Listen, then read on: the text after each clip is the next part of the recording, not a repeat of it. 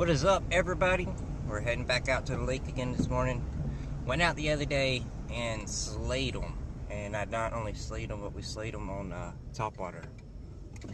I had a total of 10 bass landed for like just over 23 pounds. And my first 6 came on a buzzbait on topwater. Similar conditions what we got today. It wasn't raining or anything like that, but they are calling for rain today. And it probably will. It's misting right now. It's not like a rain, it's foggy and kind of misty in the air. So that's our conditions for today. It's kind of a cooler morning. Overcast, heavy overcast, fog, mist. Not a whole lot of wind though. But I think it'll be a good topwater bite this morning. It's currently 7:45. And judging by some of the apps I have, it kind of rates your fishing throughout the day, and it's saying this is going to be the highest rated fishing around 8 to 9 o'clock. So we're going to try to put as many in the boat in the first hour on topwater as possible. I couldn't decide what rods to take, so I got a little John boat loaded down with like 10 rods.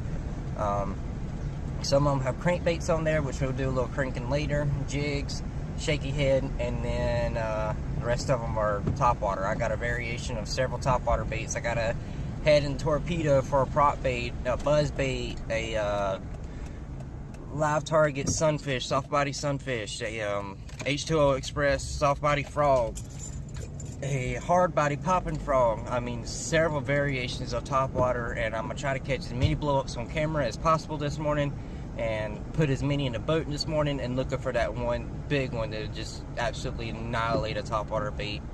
And so we're almost to the lake now. I'll get back up with y'all whenever we get out there.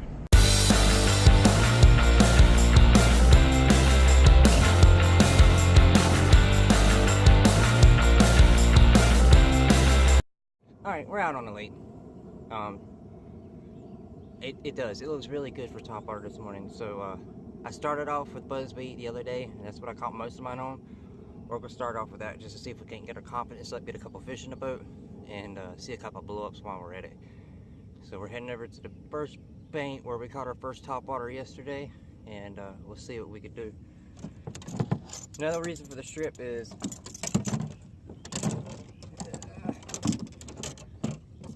see if I can get it here. We got a new rod. It's a 7-foot medium heavy H2O Express rod. This comes from Academy. It's Academy name brand. About 90% of my tackle, rods, reels, stuff like that comes from Academy. Not only do I work there, but they have great prices. So if you don't have a local Academy, try to go online and see if you can order stuff from academy.com. It's a really good store, really great prices, and a lot of times you can find stuff real good on price for discounts and stuff like that.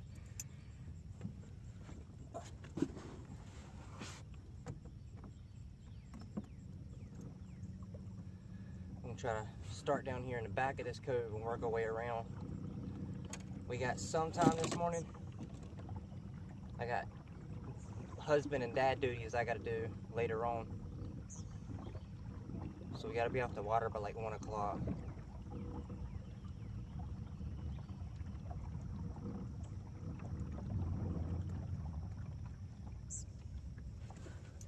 Let's start her up.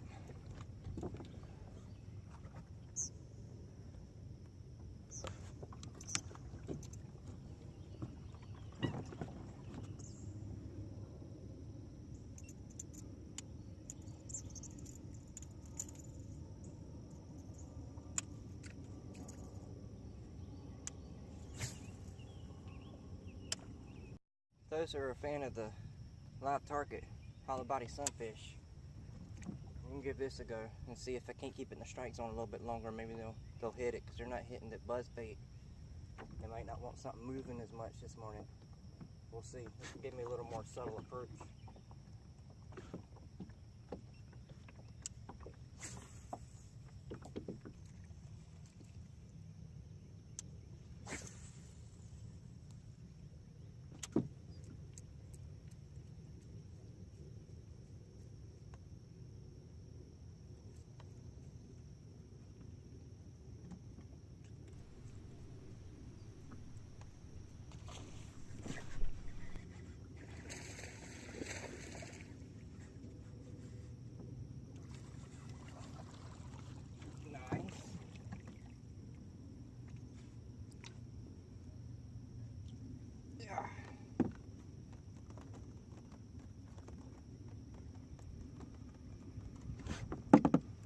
Well, he choked that sunfish too.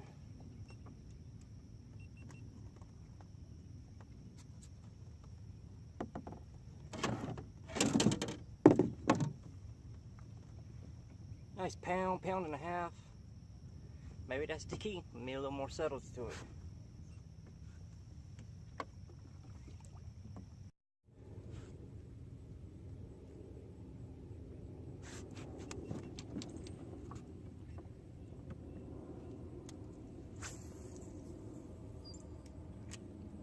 Half the battle is just finding them to where they'll bite. You know, you could be on fish and they're just not biting. So half the battle is finding the ones that are willing to bite. And it's a battle we're losing so far.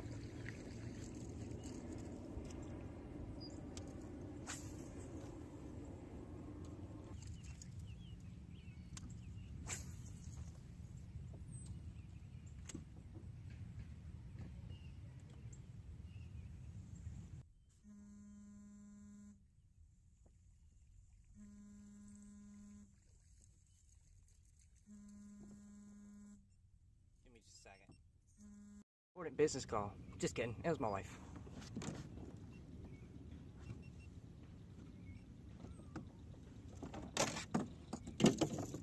We're not getting this torpedo either. I'm gonna go back to a buzzbait again. I really had some good luck on the buzzbait. That was probably one of the best topwater days I've ever had. And they're just not hitting it right now. And it's really kind of getting on my nerves. Maybe they're camera shy.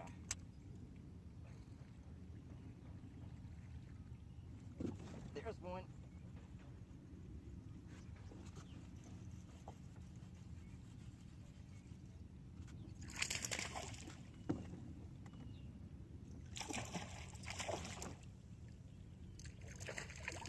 Maybe we just had to find them.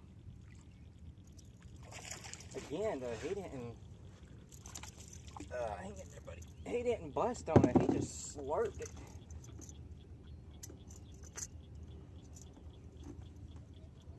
Good thing I was paying attention because I didn't hear him. Another solid pounder or so. All right, let's see if we can't get this thing on a roll.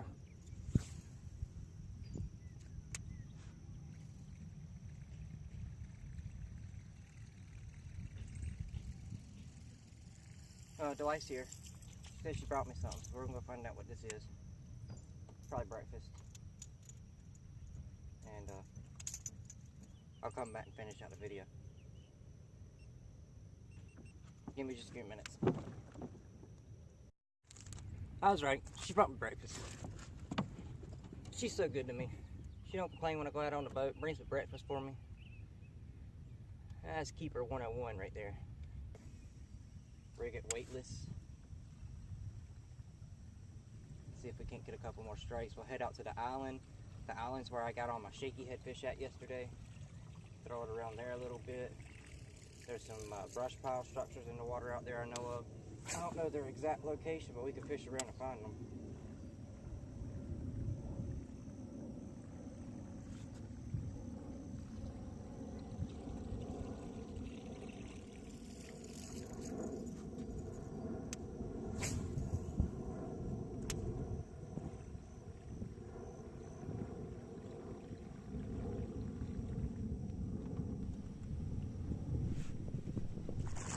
Oh man, he sucked that one under too.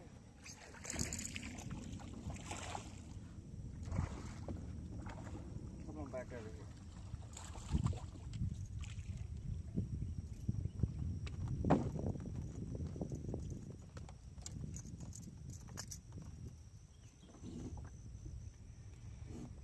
Another one on the buzzbait. I think I'm gonna go ahead and change rods.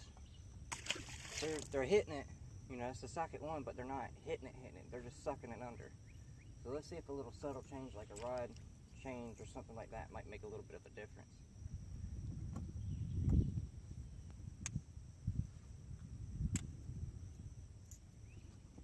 I thought I got hung up on grass for a second when he hit.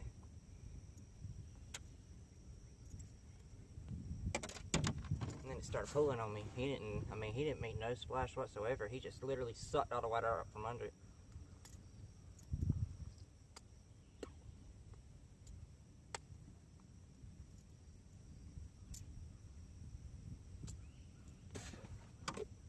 In case y'all are wondering, this is what the buzzbait looks like. Nice little black buzzbait. I cannot remember who makes it, but again, I bought this one at Academy.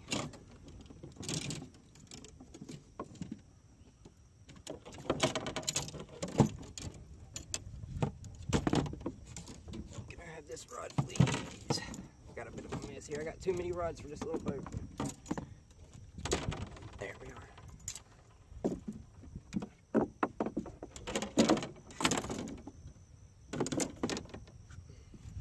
And I know what you're thinking. You can never have too many rods. Well, that's true. But I just don't have the room for it on this little boat.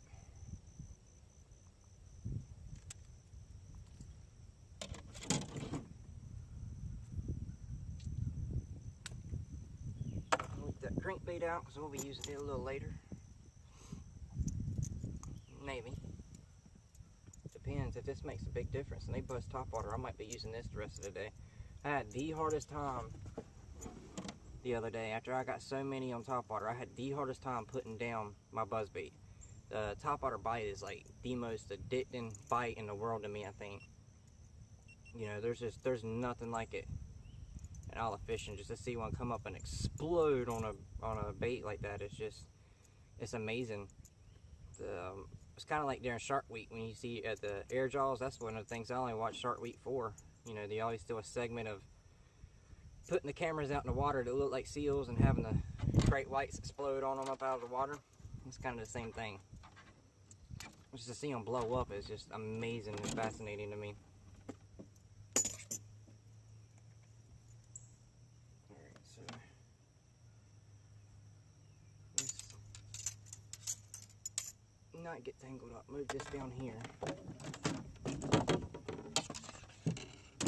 I need to put a worm on that one and get back into it. Alright, for the rod switch, I went down to a from a 7-foot medium heavy, I went down to a 6-foot medium. A little softer tip.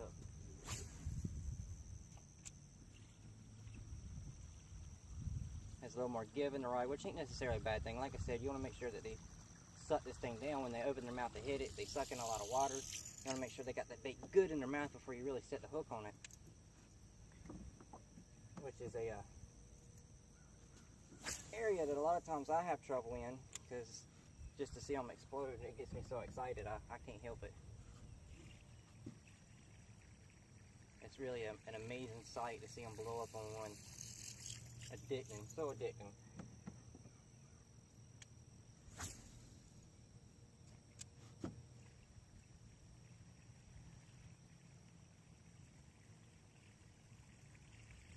And still just covering water, cast out, reel in, pop the rod a little bit, give that skirt a little action to the buzz bait, and just move, just keep moving. You know, we haven't had a whole lot of bites this morning, but the more we move, the more likely we are to get on one. The more water we cover, the more likely we are to find a school of them or some that's stacked up somewhere.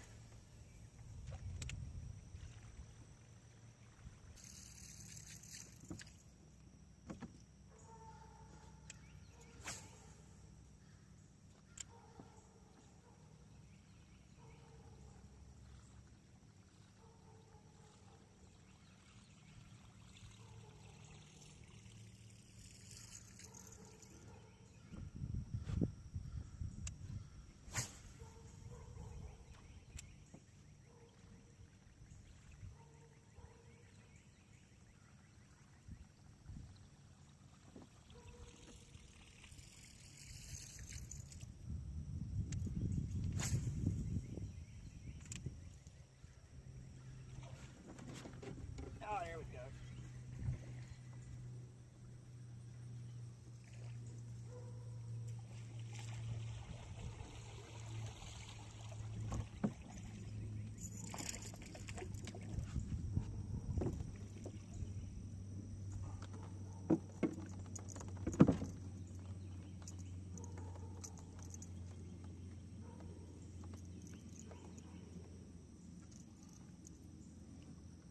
Right in the corner of the mouth.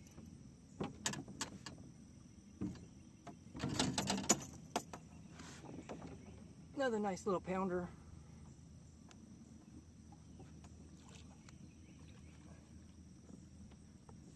And he actually hit right after I come through some grass, a patch of grass. So like, my buzzbait hit that grass and deflected away from it. It stopped the motion, and as soon as it started to spin again, boom, he blew up on it. So sometimes, you know, fishing a buzzbait around grassy areas, deflecting off of that grass, sticking up, stuff like that, that could cause a reaction strike as well. And they see that change, a lot of times they're going to blow up on it as well. So keep that in mind, you know, fishing on the lily pads, grass, stuff like that. Don't be afraid to bump that buzzbait into it. It's got the exposed hook, but that wire and all is going to deflect it away. I got to clean up some memory on here on my phone real fast so I can keep recording with y'all. But give me a few minutes and I'll come back and see if we can't get a couple more. Alright, we're back out on the island. I cleared off a bunch of videos where I didn't catch anything or anything like that. Saved some so y'all can see that. We're going to try a shaky head and a weightless Senko, which I'm going to rig that up right now. We're just probably 30-40 yards off the island. And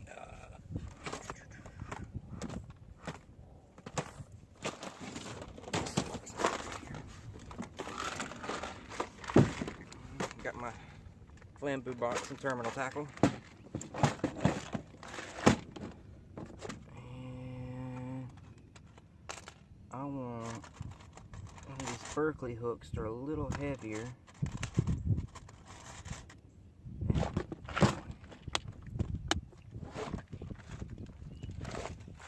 Might allow me to set the hook a little bit better. Real basic knot here. Make a bite, feed it through the eye of the hook. Overhand knot. Pull your hook through the loop.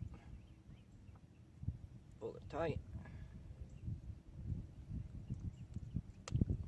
Cut off your tag end. There's a black and blue flake. These are actually from Big Bite Baits, but these are bigger worms.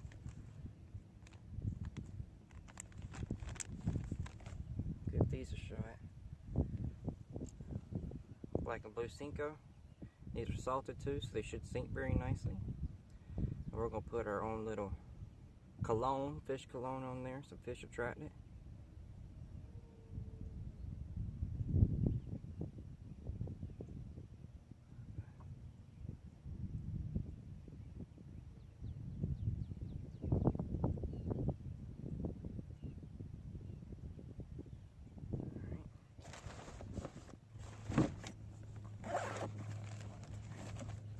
Put some smelly stuff on here.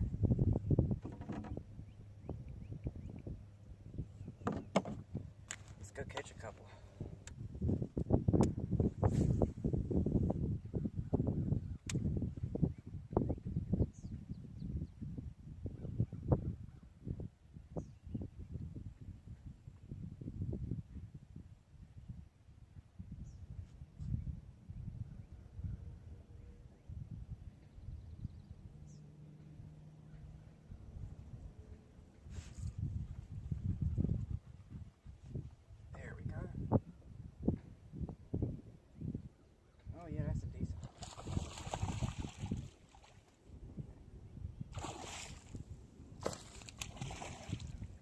Aerial show here.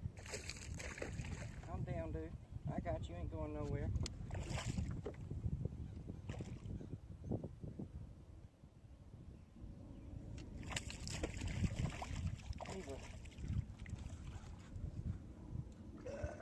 Solid 2. Choke the worm too. Oh, sorry. I brought something just in case that happened. Really, dude? No, he's bleeding like a stuffed pig. Dang.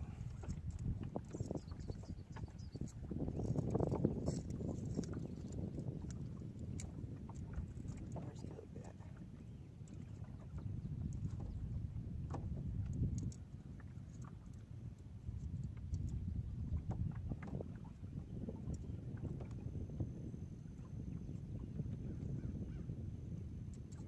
Give me a second. Let me see if I can get this out of him.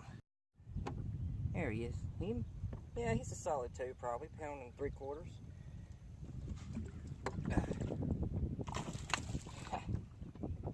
He should be alright.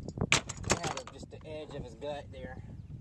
That's the reason why he's bleeding like that, but he should be fine. Important to keep an eye on your line, though. Hey, I didn't even feel him hit. I just noticed that I threw up in some grass, and I thought I came through some. I know I came through some grass, and I felt that, and then my line took off running away from the island. If I hadn't been paying attention to the fact my line was running, I'd never known he was on there.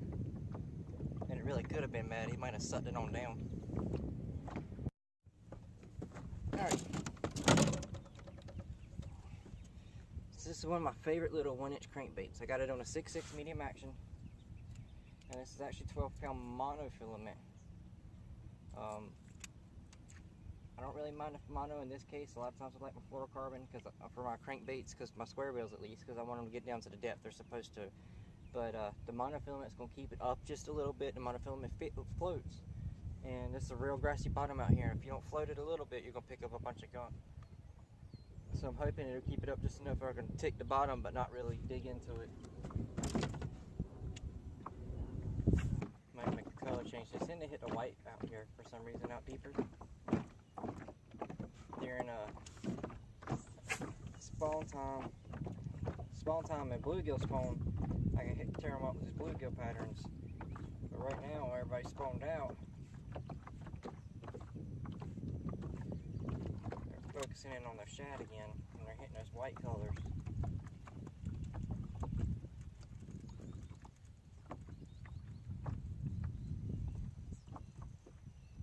Except for with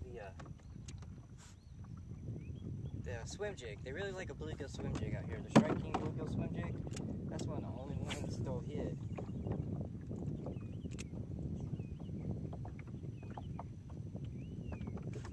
There's one.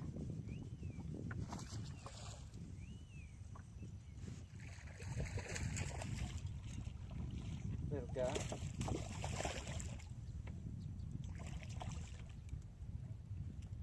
Good.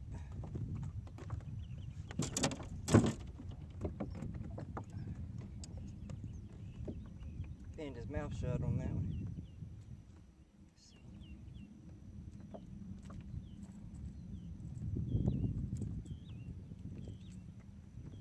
There we are. Just a little fella on the 1-inch square bill. Casting up shallow up against the bank of the island, cranking her back.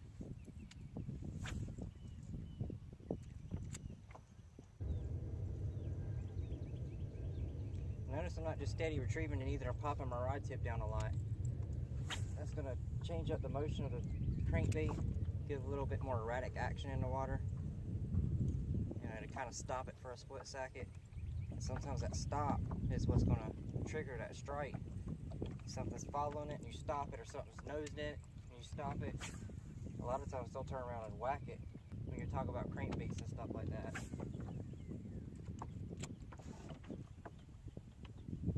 I even do this with my spinner baits and the buzz bait, swim jigs.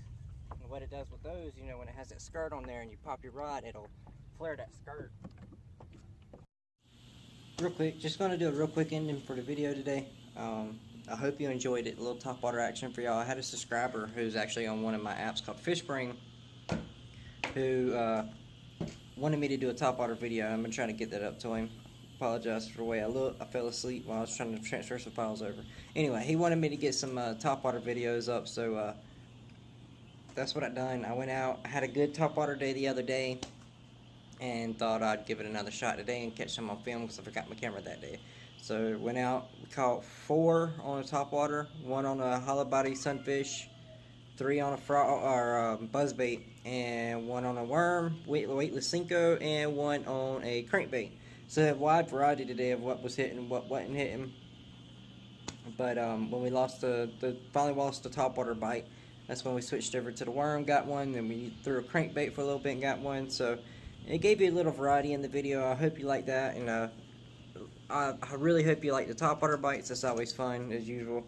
And like I always say at the end of my videos, if you like this video, be sure to give it a thumbs up. If you're not already subscribed, be sure to subscribe to me. If you haven't followed me on any of the social media, be sure to follow me on Facebook and Instagram. Follow me on there. Till next time, tight lines to you, and I'll see you in the future.